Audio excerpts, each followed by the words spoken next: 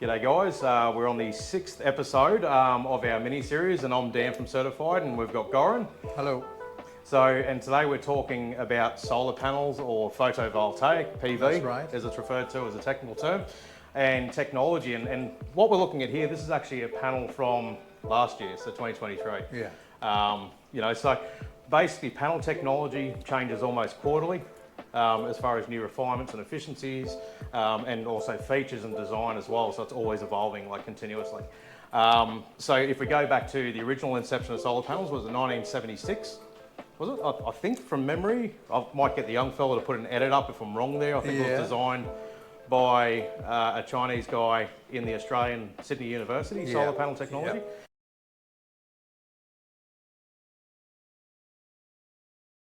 Yeah. So, bit of a cool fun fact there. I could be wrong about the date, so we'll stick it up if it's correction. So polycrystalline panels, which were the blue tinge panel that you see, normally driving around, you see a really old system, maybe 10, 15 plus years old, and they've all got different hues, different colours of blue, so darks and light blues, things like that. Now, panel technology back then wasn't made with high efficiency in mind. There was a lot of variation in the solar panels. So you could essentially have a 10 panel system and have a lot of variance between the wattage and the performance per panel. And they also suffered something called degradation quite substantially, the original technology. Reason being, the old panels, the way they were designed, they actually developed hotspots. So you get certain parts of the panel that would get hot, and then that would actually cause a speed up in the degradation of that panel due to that UV. So what they've done as technology's advanced is gone to a mono-PERC technology, which is what you see with new modern panels, that have been around for over 10 years.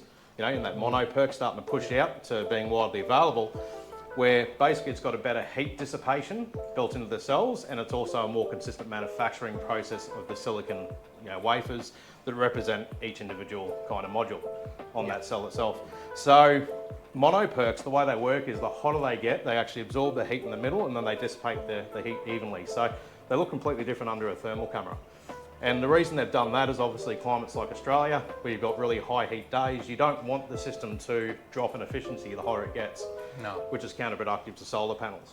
And even when we do the design that we covered off on episode 1 and 2, when we're calculating the solar, we basically look at the performance of the panels in a colder climate versus a hot climate as well. So the panels will actually increase generation the colder it is. So there's a few things there that we keep in mind. Now, what we're looking at here, this 1-year-old panel, it's a 400 watt DMAG that we're doing last year.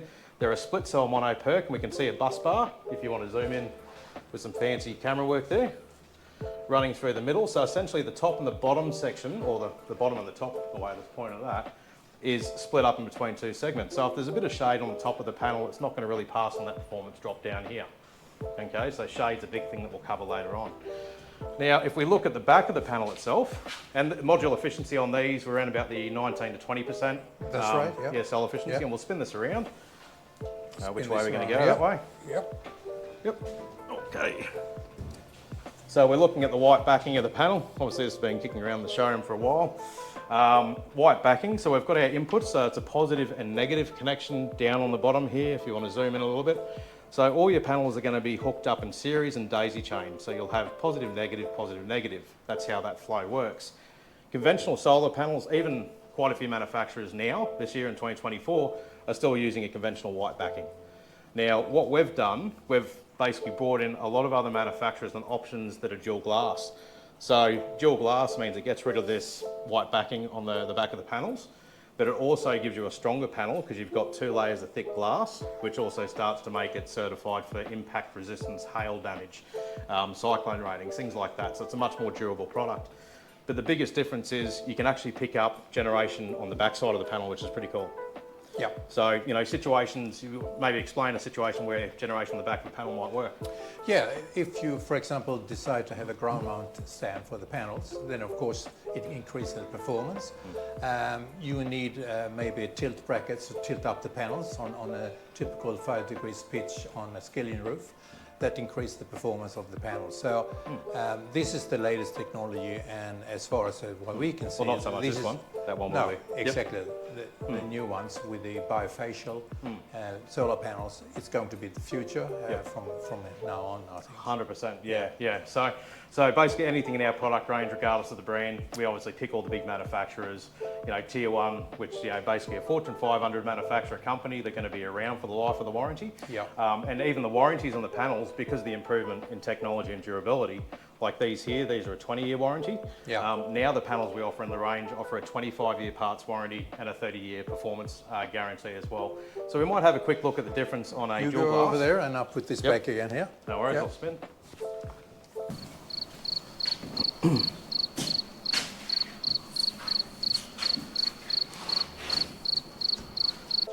So what we're looking at here is one of the products in our panel range lineup at the moment. So once again, it's a mono PERC split cell. You can actually see the bus bar a little bit more pronounced in this panel compared to the Tuxedo Black on the DMEG.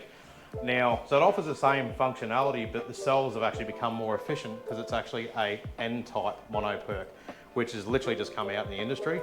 And what we're seeing is a higher efficiency rating. So the cell technology on this, they rated about 22.5% off the top of my head for cell efficiency, which means more generation and more performance with the same footprint of the panel. And we're at 440 watts as well. And it's physically about the same size. It's a little bit wider, but not much. So where it really starts to change is when we spin this thing around. So Let's we'll do that. And this isn't some fancy camera trickery. This is the back side of the panel. So aside from the obvious performance gains of having cells available to generate power or absorb power on both sides of the panel themselves, we're also looking at a much better aesthetic as well. So if you've got a tilt kit up on a roof and you can see the underside of the panel, this is going to be brilliant for it because it's not going to look unsightly compared to the old ones. That was always the biggest downfall, is that white backing. Yes. If you could see that physically. I agree. Yep. And there's obviously 2 layers of glass protection, and that's how these guys can guarantee these systems, have that, impact test resistance and all the rest of it as well, because it doesn't have a weak point in the panel. And as far as I can see from the manufacturers, they say with these bifacial panels, you can have up to 20-30% more better performance. That's right. With the right orientation and design. Right orientation. Yep, which is unreal. Degradation on panels. Now we're seeing all the panels in our standard lineup have a minimum of 25-year parts warranty, which is a standard we set internally. But also they come with a 30-year performance guarantee. Now, panels suffer something called degradation, similar to lithium battery cells. So we'll explain that process. So if we look at the DAS panels in particular, they offer a guarantee that you're only going to lose a little bit of performance over a 30-year degradation scale. So they indicate at 30 years, with abuse from sun every single day of the week, you're going to be 87.5% from memory, without looking at the fine print there, about that figure in initial performance at that 30-year point. So you're looking at a very marginal loss in degradation on the cells. So they're going to last for a very, very long time. I think the standard in the industry is 80% after 25 years, so they can show only 10% more. Yeah, 100%. And then you've got other certification levels like TUV certification, which, basically certifies a company for, basically a renewable manufacturing process, levels of quality control, so it's kind of, they've got guidelines set. And we always pick, manufacturers that back their product 100%, so we know what we're putting on your roof is going to last. And we don't get caught up in warranty kind of claims, things like that. Then we're looking at another option over here in our little kitchenette. Just another example of a panel from last year. This is a Canadian 415 watt panel. So once again, very similar to the new technology, but this has the white backing on it as well, but a similar kind of split PERC design as far as that bus bar running up, separating top and bottom of the panel. Now, something that's really important to kind of point out when you're looking at solar panel design is shading. Now, if you're in a situation where you've got, say, 20% of this panel covered in shade and you've got another 10 panels hooked up in series, positive, negative daisy chain, all the other panels, even if they're in the full sunlight, are going to underperform to the worst panel performance. So there's things we can do in that design. That's where the site inspection comes in play to make sure there's no shading effects. We can put a device in there called a 𝐼𝐾 optimizer, which allows you to have a bypass between the panels that measures any kind of voltage or current drop from that underperforming cell. So that's a way to improve the longevity of the panels, but also address performance issues. Pretty cost effective. It's about $80 odd a panel for this device. And 𝐼𝐾 is I think it's a sister company of SMA, which is a German manufacturer. Yep. So quality product's going to last as long as your panels. Yeah.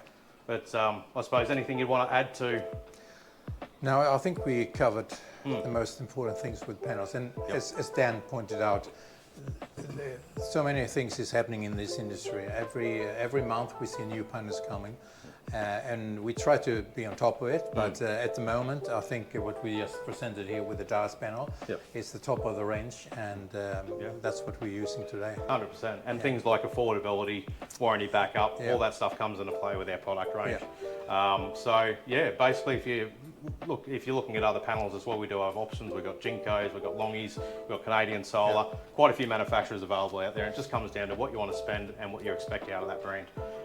So yeah, any other questions, feel free to ask us. We'll give you the straight answer. Too easy. We'll see you on the next one. See you.